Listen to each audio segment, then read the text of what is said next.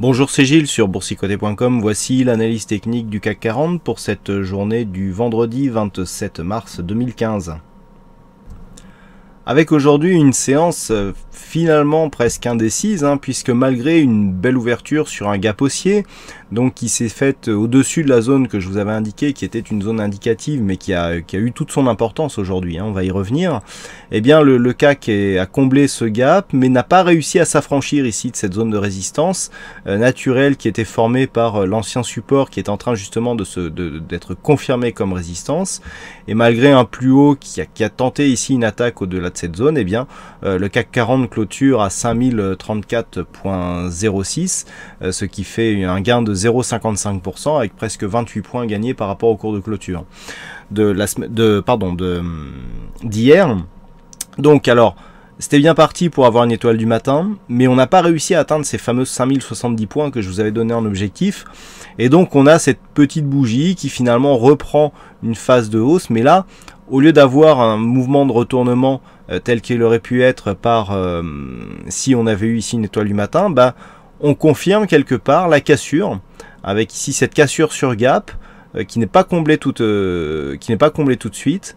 On refait un gap ici à la hausse, mais on ne revient ici sur cette ancienne zone de support que comme résistance. On n'arrive pas à la réintégrer d'une manière pérenne. Et donc, la configuration nous donne maintenant plus de probabilité d'avoir ici rupture, retour sur la résistance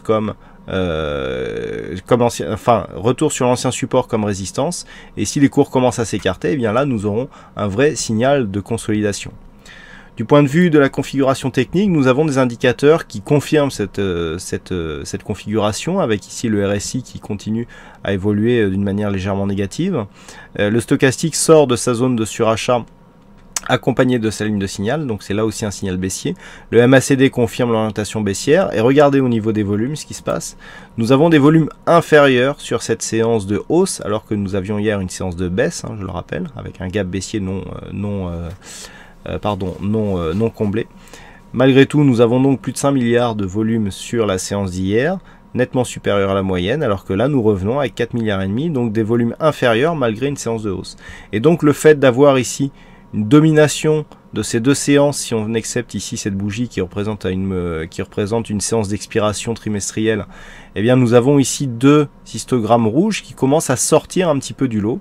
Alors effectivement entre deux on a eu des séances moins fortes, mais attention ici, du point de vue des volumes, on pourrait aussi justifier cette réorientation baissière qui est en train de se faire. Alors du point de vue de la volatilité, on reste légèrement inférieur à la moyenne. Donc du point de vue de cette configuration, voilà, je vous avais dit, cette zone ici, 5000-5010, si on est au-dessus, la probabilité c'est de repartir vers le haut. On est effectivement reparti, mais on n'a pas réussi à s'affranchir ici avec un plus haut qui se situe à 5048 points. C'est trop peu pour vraiment dire que nous avons ici un pattern de retournement qui va réimpulser ici un mouvement haussier en direction des 5106 points. Là, on en est dans une configuration où on valide une rupture de la dynamique, puisque suite à la rupture de cette zone sur un gap, eh bien, on revient ici sur cette zone en tant que résistance.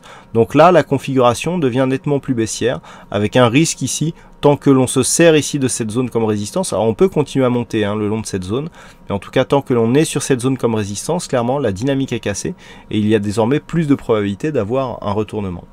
Alors comme nous sommes vendredi, je vous propose une vue hebdomadaire des marchés. Et donc voilà, nous avons notre fameuse bougie rouge. Alors, on a eu ici 1, 2, 3, 4, 5, 6, 7 bougies hebdomadaires haussières. Si on accepte cette bougie avec ces deux-là qui étaient beaucoup plus grandes, on a effectivement quelque chose de relativement puissant. Alors bon, c'est quelque chose que je dis assez souvent. Lorsque l'on a une tendance haussière comme ça très marquée et très dynamique, eh bien on attend la première bougie rouge. Et bien là, notre première bougie rouge, nous attendons, surtout que si nous regardons avec un peu plus de détails, on a 5106,04 ici, on a 5103,03, donc on a des points hauts baissiers, des points bas baissiers. Donc là on a une vraie bougie d'affaiblissement de cette dynamique ici. D'un point de vue hebdomadaire aussi, nous avons un signal de retournement. Si on regarde du point de vue des indicateurs, on est en surachat ici sur le RSI, sur le stochastique, et le MACD lui s'est retourné depuis un petit moment. On a des volumes qui sont légèrement supérieurs à la moyenne. On a du point de vue de la configuration, tous les éléments sont réunis pour avoir une phase de baisse. Rappelez-vous, lorsque nous avions cassé ici cette zone, ce que nous avions dit, par rapport à la configuration ici, où on avait retracé que 38,2% de cette tendance, nous avons donc un tracé de Fibonacci qui nous donne un objectif sur une extension à 161,8% de Fibonacci. Qu'est-ce que nous avons fait au niveau de cette séquence quand la cassure est intervenue? Voilà. Nous avons donc la rupture ici, la rupture qui se fait là, et donc on est monté et on est venu valider ici un contact sur cette zone des 5099, double contact ici et on commence à faiblir. Cet élément se rajoute au fait que suite à la rupture ici on est venu valider l'objectif, première bougie rouge, attention, c'est un signal de retournement, qui plus est avec une rupture de la loi de dos puisque nous avons ici des plus hauts qui baissent et ici des plus bas qui baissent aussi. Donc même d'un point de vue hebdomadaire, on confirme ici d'un point de vue chartiste ce que nous avions précédemment sur les indicateurs, puisque je vous le rappelle, sur les indicateurs, ça fait au moins 2 bougies que nous avons des signaux de retournement. Donc là où nous avons un signal journalier, nous avons aussi un signal hebdomadaire. Et ce que l'on peut aussi remarquer, c'est que l'extension de Fibonacci, si on se retourne sur cette donne, sur cette configuration, nous a vraiment donné un objectif optimal, puisqu'avec un objectif ici qui était clairement défini depuis cette cassure à 5099, eh bien nous avons marqué un plus haut à 5106 points. Donc par rapport à toute cette amplitude, eh bien on n'avait que 7 points d'écart. C'est vraiment ce qu'on peut appeler un point de sortie optimum, et c'est là que l'on voit que les extensions de Fibonacci sont aussi très efficaces pour calculer des objectifs suite à des cassures, et à des reprises de dynamique. Donc sur la vue hebdo, ce que l'on peut voir aussi, c'est ici ce retournement. Si on vient casser la semaine prochaine le plus bas de cette bougie qui se situe à 4932 points, eh bien on validera le mouvement de retournement, et dans ce cas-là, on pourra tracer là aussi le retracement de Fibonacci donc sur cette dynamique pour voir exactement où sont les retracements et donc les points de tendance. Alors je ne prends que cette bougie là, puisqu'on n'était pas sur la même dynamique ici sur la précédente, hein, on a effectivement un autre plus bas, mais c'est vraiment le plus bas et la dynamique directe que je me sers pour tracer les retracements de Fibonacci. Ce que l'on peut voir aussi sur cette vue, c'est que le retracement de Fibonacci des 23,6%, celui qui donne le signal de consolidation, se situe juste au-dessus d'une zone ici, à 4841 points, qui est une zone majeure, puisque nous avions eu ici, suite à la clôture de cette bougie, une ouverture sur un gap haussier, qui avait été clôturé, mais d'une manière où on validait ici le signal de continuité. Vous voyez, c'est pas parce qu'un gap est clôturé rapidement qu'il s'invalide, hein. Là, on a eu le gap donc, qui s'est ouvert, on est venu le combler rapidement, et puis la hausse a continué, hein. Donc là on a vraiment l'exemple typique. Le fait de revenir sur cette zone, de valider un contact sur la zone des 4841, on aura un test ici de la zone des 23,6%. C'est sur une rupture de cette zone d'un point de vue hebdomadaire que nous pourrons avoir un signal de consolidation, et auquel cas l'objectif se situera sur le retracement à 38,2% de Fibonacci qui se situe à 4712 points. Voilà donc pour la vue hebdo, et maintenant je vous propose de revenir sur la vue journalière. Donc sur la vue journalière par contre, on avait remarqué que ce retracement ici à 61,8% eh bien avait cédé, certes d'une manière très rapide, mais il a tout de même cédé. Donc là on a un peu plus de probabilité de revenir ici sur cette zone pour un retracement à 100%. Rappelez-vous cette zone 4863, d'accord, 4863 c'est le retracement de 23,6% de Fibonacci de la tendance hebdomadaire. On pourrait dire qu'il y a des hasards, mais moi le hasard je n'y crois pas. Donc là, sur une poursuite de ce mouvement, on a une grande probabilité, que ce soit en journalier ou en hebdomadaire, de revenir au moins sur cette zone à 4863. Donc cette zone, hein, elle est très importante. Maintenant, on va affiner un petit peu du point de vue journalier. Ce que nous avons ici, donc, c'est rupture du 61,8.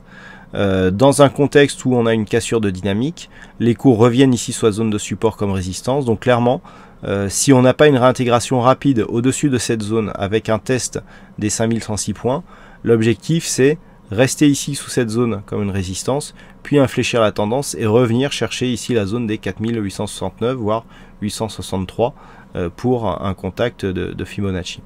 Ça, c'est la configuration, je dirais, qui devient la configuration dominante. Après, les points d'invalidation peuvent venir effectivement d'une hausse rapide qui provoquerait une réintégration de l'évolution des cours au-dessus de cette zone de support. A priori, c'est pas pour cette fin de semaine, puisque même les futurs ont l'air de se stabiliser autour des 5040 points. Donc 5040 points, si on ouvre au même niveau la semaine prochaine, eh bien, on est toujours sous cette zone de résistance. Et donc, il faudrait vraiment valider une hausse rapide de l'indice pour provoquer une réintégration des cours. On a des signaux d'affaiblissement depuis quelques temps. Ça fait quelques temps que je vous en parle. Effectivement, on voit mal là comment la hausse pourrait repartir de plus belle, à moins qu'un événement macro vienne. Je rappelle que Janet Yellen parle à 20h45 ce soir. Peut-être, pourquoi pas. Enfin bon, ce genre de nouvelles à cette heure-là, ça présage plus d'une baisse à mon avis que d'un mouvement haussier. Mais bon, nous verrons bien. Pour le moment, en tout cas, on est sur un affaiblissement certain de la tendance. Donc les points à surveiller pour lundi, eh bien c'est toujours cette zone 5000-5010. On voit ici que cette zone, on a eu un gap haussier, on a eu ici les cours qui sont venus s'appuyer sur cette zone comme zone de support. On a tenté ici de monter, d'inscrire un nouveau plus haut, donc c'est là qu'on valide ici l'objectif hebdomadaire. On redescend, second contact, donc ici nous avons un double top, ici on vient valider l'objectif du double top sur cette bougie, on remonte mais pas assez pour invalider le mouvement ici d'infléchissement qui s'est créé sur cette ouverture de gap, sur un franchissement d'un support majeur de tendance qui dure depuis quelques semaines, voire même quelques mois. Ici on revient sur cette zone comme zone de résistance, clairement on attend ici une poursuite à la baisse du mouvement. Voilà ce que l'on peut dire donc sur cette analyse technique du CAC 40. Alors aujourd'hui au niveau du fixing, c'est Bono qui gagne sur cette session, donc bravo à toi Olivier. Et puis en ce qui concerne les statistiques, alors c'est très intéressant puisque là on a un nombre d'occurrences qui remonte pas mal pour lundi, puisqu'on a 28 cas similaires donc sur les 15 dernières années. Et sur ces 28 cas similaires, eh bien on en a 18 qui ont provoqué donc on a 18 cas où en fait la séance suivante a provoqué une bougie rouge. Donc on a une probabilité de 64%, ce qui commence à être significatif, d'avoir une bougie rouge. Et les premiers résultats qui sont en train de tomber concernant les statistiques à 5 jours donnent une probabilité relativement intéressante et significative à la baisse. Donc à voir si ces statistiques seront justifiées ou pas. Voilà donc ce que l'on peut dire sur cette analyse technique du CAC 40. Donc je vous souhaite à toutes et à tous un bon week-end, bonne chance dans vos prochains trades et on se retrouve donc dès la semaine prochaine pour d'autres analyses techniques sur le site boursicoté.com. Bon week-end à tous.